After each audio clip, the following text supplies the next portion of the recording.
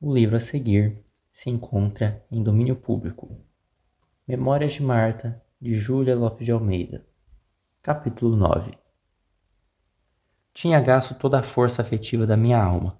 Nenhum amor viria arrancar-me aquele estado doloroso em que por tanto tempo permaneci. Tornei-me excessivamente nervosa. Passava outra vez horas em silêncio. A mínima coisa me impacientava. Tinha um gênio irregular e frenético.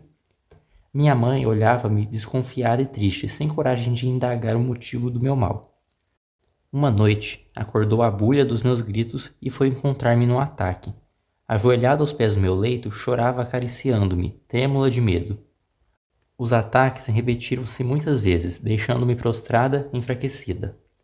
Uma vez, vencendo o constrangimento, perguntou-me doce maternalmente qual o motivo do meu pranto.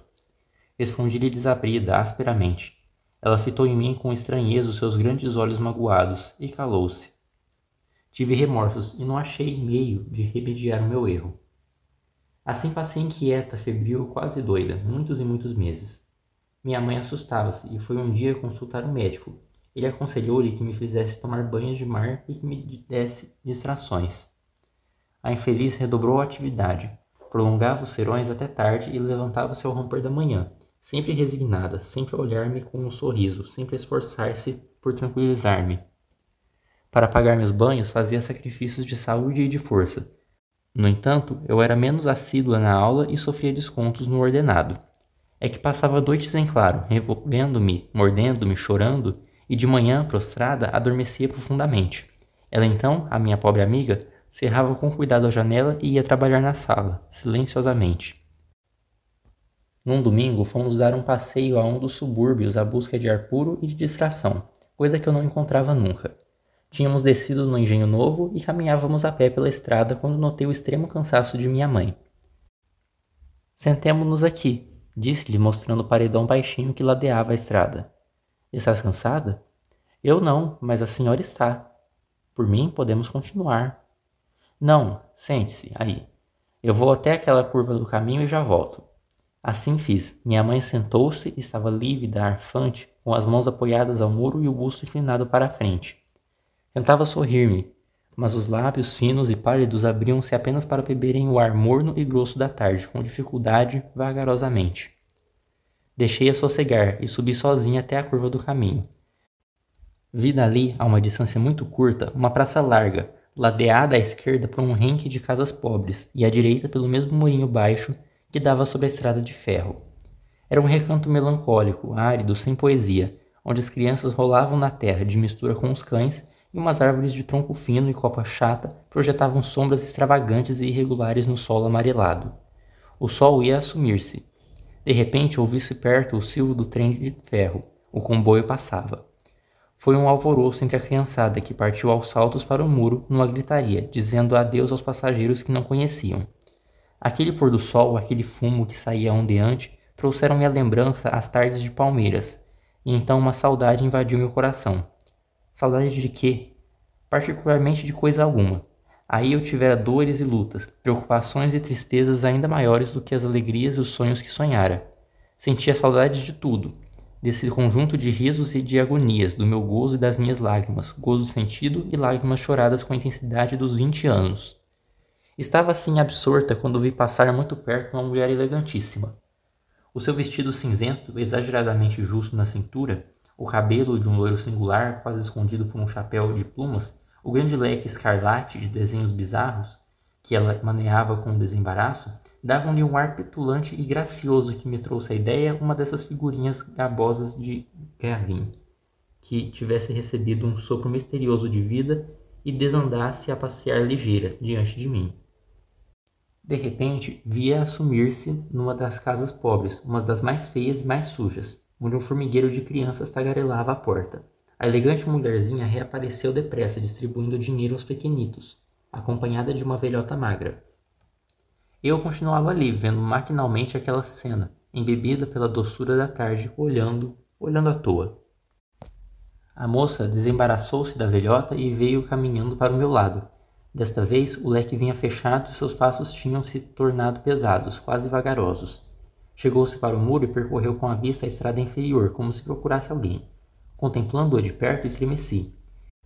Era Clara Silvestre, a minha amiga companheira de colégio que tantas vezes repartira comigo seu lanche, tantas vezes me perfumara com sua água florida, ou me empoara com seu microscópico pompom de arminho subtraído à gaveta da mãe. Eu olhava estupefata para o seu rosto alvíssimo, os seus formosos olhos verdes brilhantes e expressivos, os seus cabelos pintados de uma cor de cenoura, os lábios cheios de carmim, e comparava-a com a Clara Silvestre de outro tempo, linda também, mas natural, inocente, com seus caracóis castanhos e o seu doce rostinho muito redondo e alegre. Entretanto, Clara fixou também em mim o seu olhar esmeraldino. Houve um momento de embaraço. Eu não sabia o que fazer. Se retirar-me ou se ficar. A pobre Clara, no meio do seu luxo, do seu perfume de heliotropo e dos seus enormes rubins dos brincos, inspirava-me grande interesse e mágoa. Sentia como que uma necessidade de atraí-la a mim, evocando a lembrança do passado e de a consolar. De quê? Nem sei. Porque ela não parecia infeliz, tinha uma certa altivez de porte e levantava mesmo a cabeça com orgulho, vaidosamente.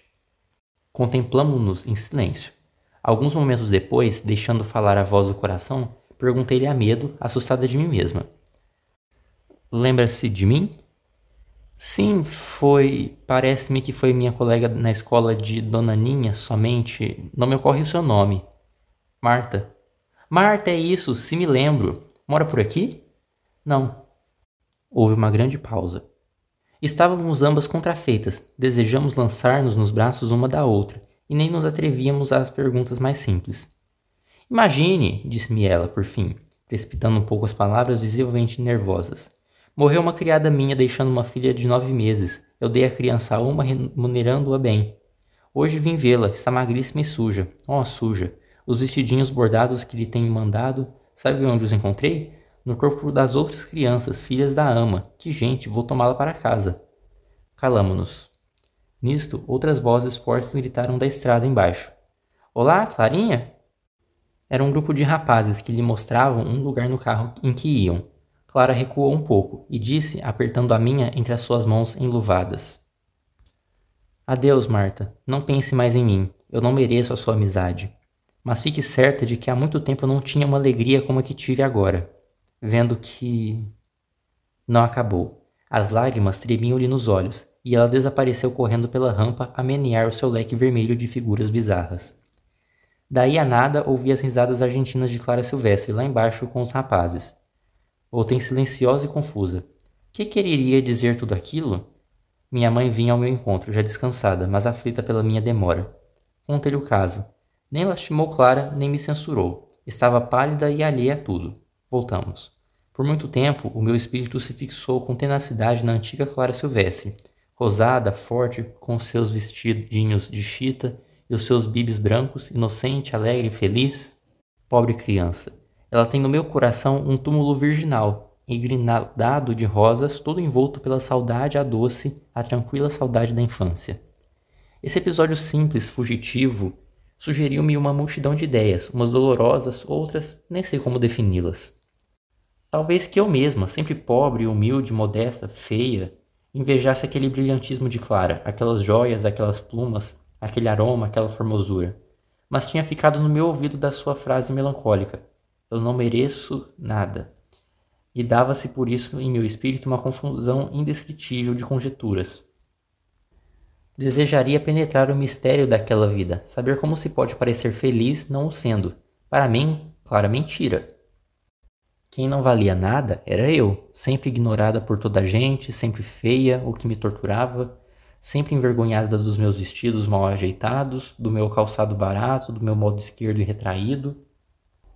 Era sobre mim que todos os males caíam, as palavras saíam-me a custo da boca e eu presumia que toda a gente se ria dos meus gestos, da minha cara, da minha pobreza. Entretanto, Clara Silvestre olhara-me com doçura, com amizade, na meiguice dos vencidos bons, que não odeiam os vencedores da vida. A minha nevrose, nota, nevrose é sinônimo de neurose ou descreve um estado de agitação e angústia. Fim da nota. A minha dor de viver, de ser feia, de ser pobre, de ser triste durou ainda muito tempo, e creio que não se extinguiu absolutamente. Chegou, porém, uma ocasião em que me senti mais calma e mais resoluta. Esforcei-me por estudar e distraí o espírito com isso, Devia em breve decidir-se a minha sorte como professora. Aproximava-se o tempo dos últimos exames. Envelheci, emagreci, trabalhei sobre posse num grande esforço de memória, mas se o corpo descaía, a alma triunfava, e era esse todo o meu empenho. Eu estava a pensar nos meus estudos quando a professora me disse uma vez: "Quer saber uma novidade, Marta? O Luiz vai casar-se. Adivinhe com quem?" Rapidamente, num tom vibrante e claro, perguntei: "Com a filha do paralítico?" "Não, casa-se com a minha sobrinha, aquela que lhe apresentei no baile, a Leonor." Quando cheguei à casa, minha mãe notou que eu estava pálida e com olheiras. Afiancei-lhe não sentir nada, e de fato parecia-me melhor a minha situação. Em vez de Luiz, era a figura de Leonor que nitidamente me aparecia, vestida de branco como no baile e engrinaldada de flores. "Olha", disse-me a minha pobre companheira, "leste hoje na Gazeta o aviso para concurso, amanhã?" "Não, qual concurso?" "O concurso das professoras para escolas públicas. O Miranda trouxe-me o jornal, toma-o." Li, e desde aquela hora até a noite pus-me a estudar, vendo de vez em quando a imagem delicada de Leonor como um sonho vaporoso e tênue, mas não me amargava aquela visão. Preferia a filha do paralítico. Sentia um prazer maldoso em saber esquecida aquela também. Nota do narrador. Acompanhando o documento na página 143 do PDF, será possível entender que esta frase, abre aspas, preferia a filha do paralítico, fecha aspas, é composto por 6 elementos. Preferia, o verbo preferir na primeira pessoa do singular. A é o pronome oblíquo que retoma a Leonor. E logo em seguida tem um a com crase, que no caso seria uma preposição mais um artigo, o que indica que a Marta preferia que Luiz se casasse com a Leonor do que com o paralítico. Fim da nota do narrador. A respeito dos meus estudos, estava segura, tranquila, de uma tranquilidade mesmo como nunca tivera em véspera de exame. Minha mãe não disfarçava mal a sua inquietação. Sentia trêmula ao pé de mim. Não teve coragem de acompanhar-me. Pediu à professora como último favor que me levasse e animasse. Beijou-me quando saí, fingindo-se forte, mas li no seu olhar úmido toda a fraqueza que a invadia nesse instante. Tinha razão para recear de mim. Se não me saísse bem, ela teria de trabalhar um ano inteiro ainda, com poucas vantagens, esgotando pouquíssimo resto de vida numa luta contínua. Com que orgulho eu penso na desvelada solicitude que tem em geral a mulher brasileira para o filho amado. Não o repudia nunca, trabalha ou morre por ele. Coração cheio de amor, perdoemos-lhe os erros da educação que lhe transmite e abençoemo-la pelo que ama e pelo que padece. Capítulo 10. Quando à tarde voltei, encontrei minha mãe animada e risonha, mesmo com um bom ar de ventura, que eu não lhe vira nunca. O solicitador Miranda, nosso vizinho, fora assistir ao concurso e antecipara-me em ir dar-lhe a notícia de eu me haver saído bem. Recebi a nomeação de professora no dia do casamento de Luiz. Minha mãe abraçou-me jubilosa e atônita de me ver triste. Eu pensava na brancura de Leonor, nos seus cabelos louros, sedosos, engrinaldados sob o véu fino, no seu belo corpo alto e esbelto, coberto de seda branca e flores de laranjeira. Eu pensava nas soberbas montanhas de palmeiras, nas suas casas disseminadas entre alegres verduras, nos seus bosques perfumados, nas suas cascatinhas soluçantes. Eu pensava na tarde da tempestade, na filha do paralítico, no abraço de Luiz. Nos seus madrigais, nos seus sorrisos e na sua falsidade.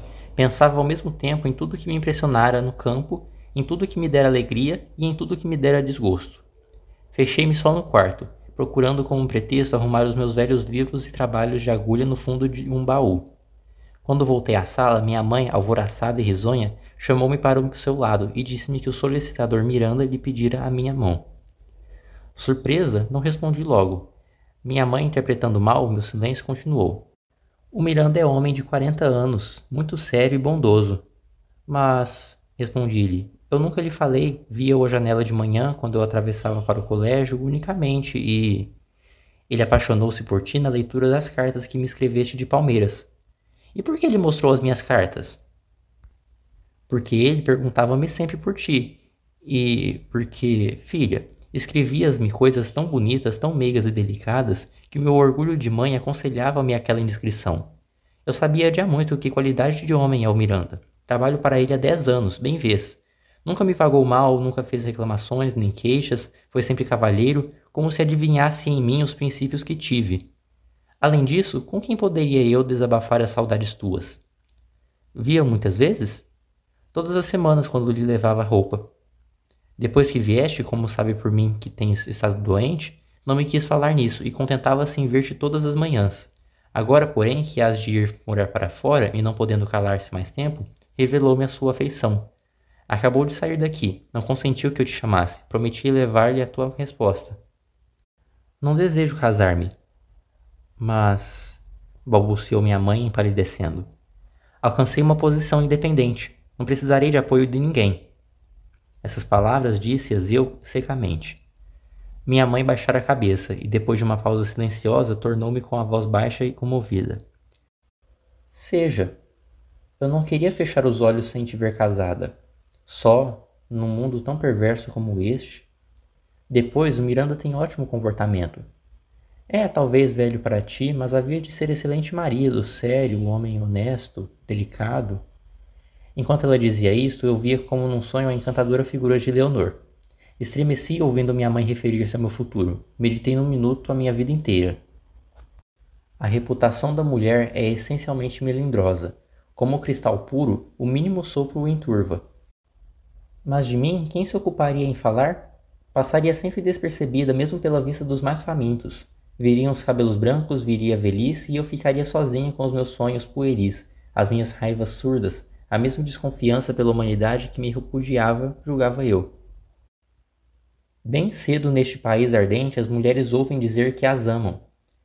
E eu só aos 24 anos despertava no coração cansado de um velho uma paixão sossegada e mansa. E que amara ele em mim? O meu espírito, a minha pessoa não era nada. Foram as cartas escritas sob o influxo do meu amor por Luís, naquele período de ouro da minha vida, que lhe despertaram a ideia de que a Marta valeria alguma coisa em lar doméstico. Olhei com desprezo para o meu corpo, achando-o indigno da minha alma. O ódio da natureza cresceu em mim num fermento em que todos os azedumes se encontravam. Minha mãe percebeu tudo e disse: Eu só quero o que tu quiseres. Oh, o que eu quero não alcançarei nunca. Foi o meu primeiro grito de desespero. Minha mãe chorou, eu não. Só muitas horas depois pude ter calma para refletir. E refleti que o meu casamento seria uma vingança para os ultrajes que a minha imaginação de moça recebera sempre. Capítulo 11. O meu noivo era um homem singular na sua simplicidade. Eu nunca havia reparado nele. Posso muito bem afirmar que só o vi depois de lhe ter dado o sim na tarde em que, com satisfação comedida, foi agradecer a minha resolução. Recebi-o com toda a calma, sem amabilidade e friamente. Sorria com esforço e procurava em vão sacudir de mim a antipatia que o casamento naquelas condições me inspirava. Minha mãe remediava minha concentração, falando muito, rindo mesmo, lembrando ao bom Miranda frases de uma ou de outra carta minha que o tinham feito dizer: A sua filha é uma joia rara, feliz do homem com quem ela se casar. Eu não intervinha. Ouvia os elogios quase sem protestos, abatida, vazia de ideias, semi-morta. Chegou um instante em que minha mãe, num esforço de suprema agonia, teve a coragem de relatar a morte de meu pai e a amarga herança que dele recebéramos. Julgava aquilo um dever de lealdade, não lhe fossem dizer depois que ele tinha desposado a filha de um ladrão. Miranda fê-la calar-se, um pouco vexado. E eu levantei para ele meus olhos tristes, espreitando-lhe os movimentos com susto e com vergonha. Ele sorriu-me. Era um homem de estatura mediana, gordo, calvo, com muitos fios brancos a luzirem-lhe na barba preta, de feições miúdas, dentes pequeninos e peito robusto.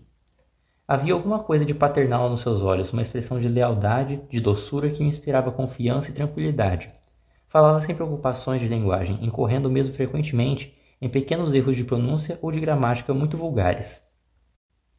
Eu notava aquilo sem desgosto, imersa numa atonia estúpida. Nota: atonia é sinônimo de abatimento intelectual, moral ou inércia.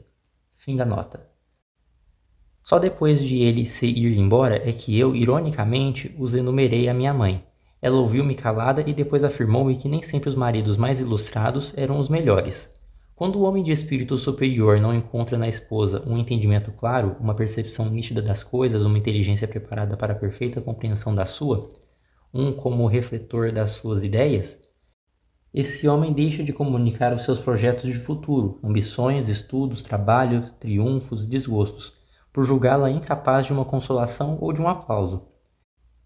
E assim, sem troca de emoções nem conversas íntimas, procura cada um para seu lado satisfazer as necessidades absolutas dos seus gostos e temperamentos.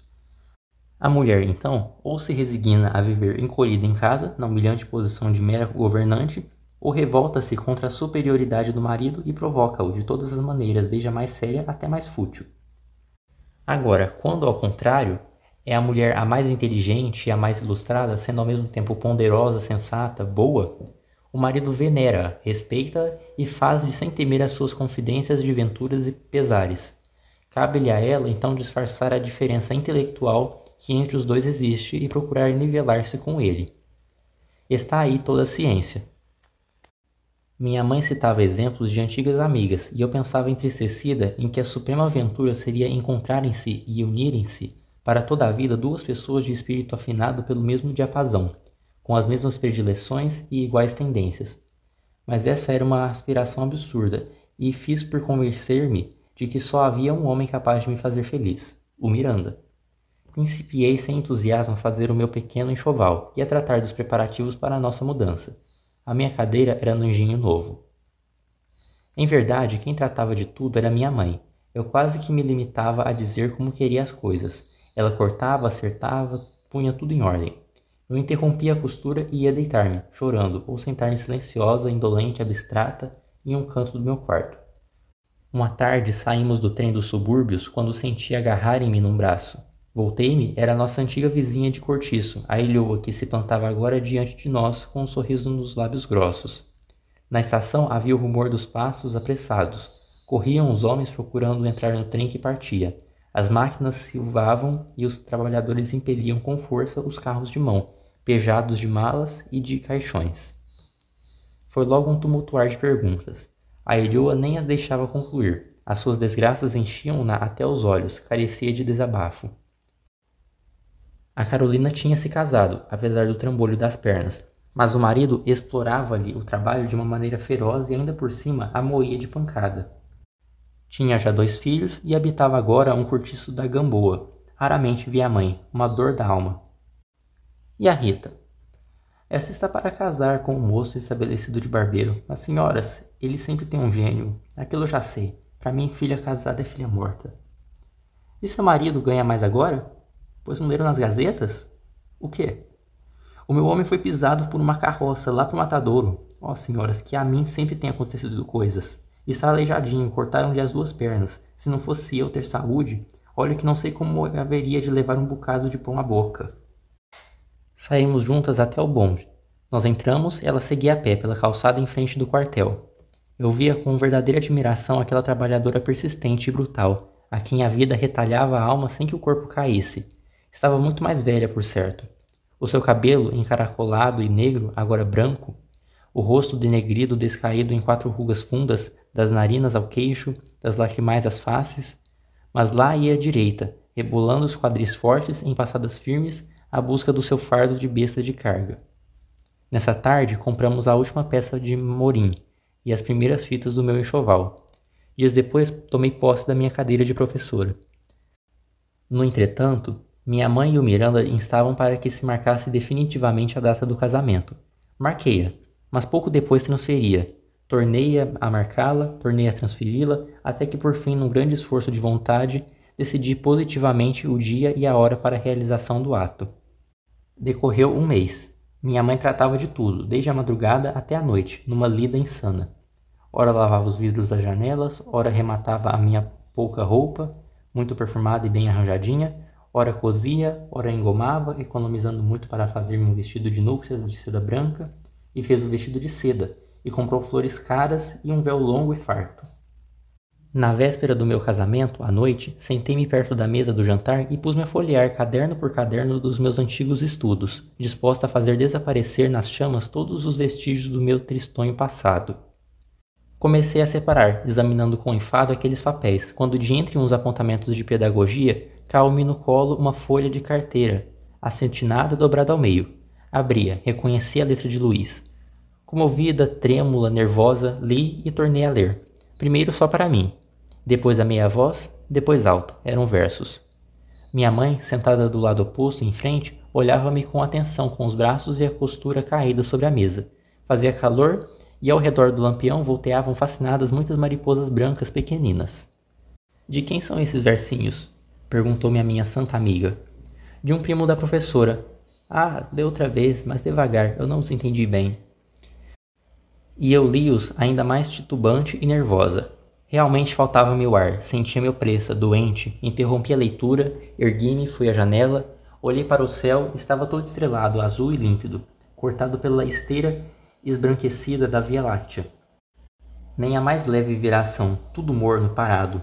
De um jardim da vizinhança vinha um aroma forte de jasmins e magnólias. Voavam pirilampos, inolvidável noite.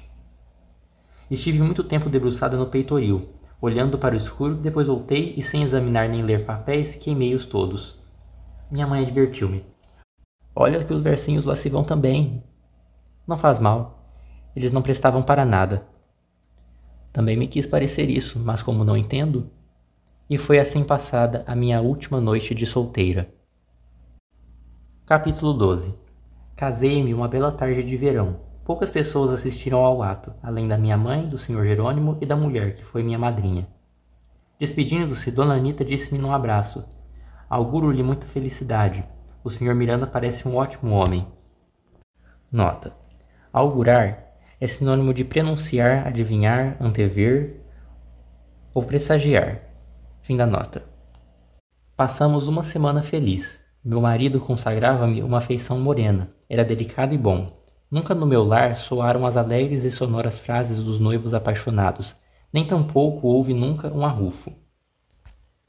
Nota.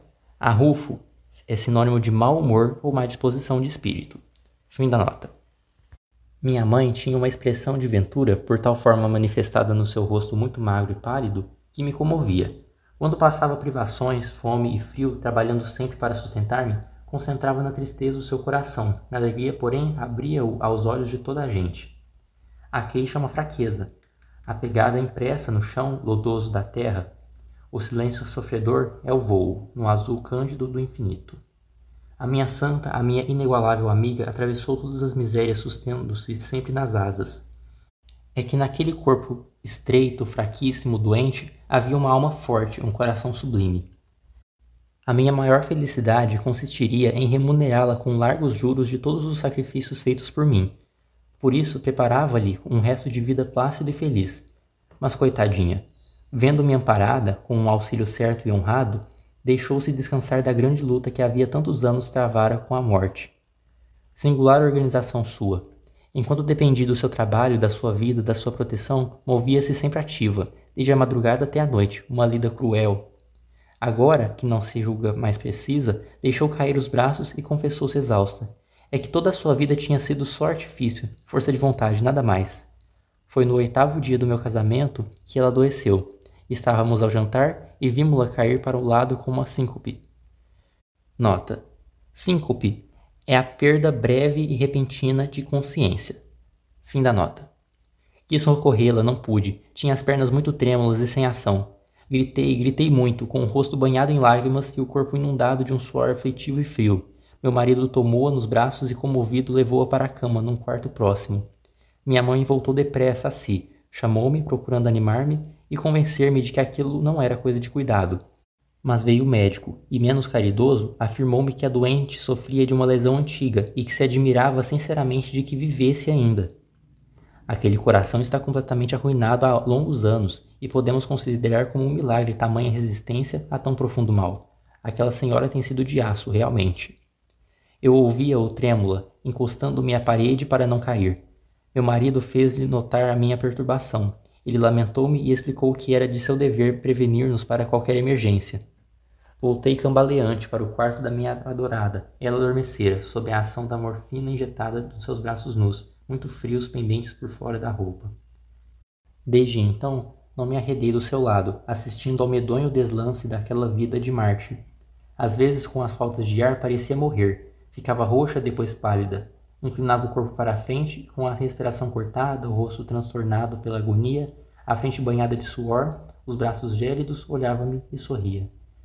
As crises sucediam-se, as pernas tinham-lhe inchado muito e não podia andar.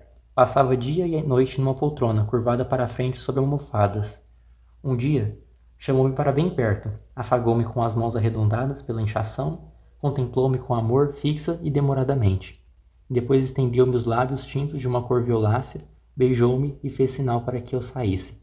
Atônita saí, e ela expirou. Dei uma volta pela sala, inconsciente, obedecendo à vontade daquela santa. Voltei, encontrei-a reclinada para trás, sobre o espaldar da cadeira, serena, adormecida. Aproximei-me mais. Inclinei-me para ela e compreendi a horrível verdade. Estava morta. Meu marido entrara atrás de mim e amparou-me nos braços. Tive ataques violentos toda a tarde, rasgando o vestido, mordendo-me, batendo com a cabeça na cabeceira da cama e nas paredes, cerrando os dentes a todos os remédios e alimentos, num desespero atrocíssimo. Às ave-marias levantei-me e fui postar-me ao lado da minha adorada morta. Não me arredei dali, de joelhos, entre o leito e a janela aberta por onde entrava a viração perfumada da noite semeada de estrelas.